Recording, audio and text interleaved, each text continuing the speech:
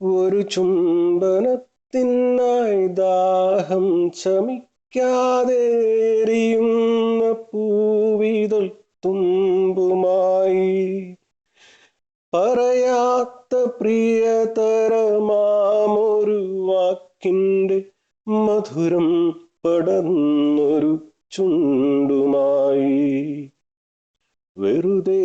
പരസ്പരം നോക്കിയിരിക്കുന്നു നിറമൗന ചഷകത്തിനിരുപുറം നാം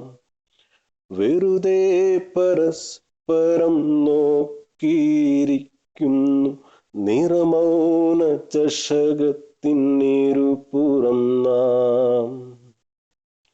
മഴ കൊണ്ടു മാത്രം